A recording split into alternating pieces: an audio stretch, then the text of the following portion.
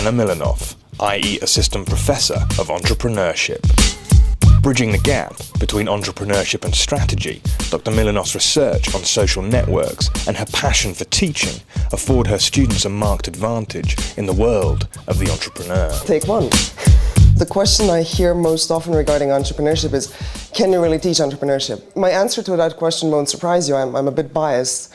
Otherwise, I wouldn't be here teaching entrepreneurship to begin with. It's maybe not so much about can you teach entrepreneurship, so are we the ones imparting knowledge into these students and sort of opening their heads and putting knowledge in. It's more about can you learn entrepreneurship. If you look at research, if you look at the hardcore facts, you can see that entrepreneurship majors are the ones who are involved with much more high-tech businesses, new innovative products, actually make higher returns on these businesses, and I think the facts in that sense speak for themselves.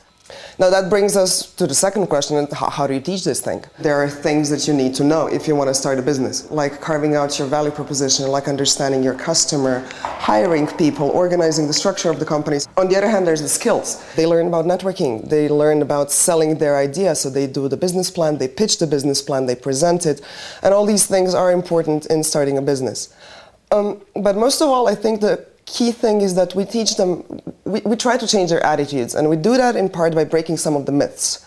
So the big myth about entrepreneurship is entrepreneurs are just enormous risk takers. What to an outsider may seem like a huge risk, to an insider it's a calculated risk. So what we're trying to teach our students is that there are ways to distribute that risk in pursuing a new business. What we're trying to do is through case studies, through guest speakers, through actual projects that students do, is expose them to a variety of these issues to understand how to juggle them simultaneously. Now, can you do that outside of school? Sure. Can you do it without education? Sure. There's multiple examples showing it. But the question is, how many mistakes do you make along the way? And so I'm not saying that you have to have education to become an entrepreneur, but that it makes it easier on your way to do so, I think so.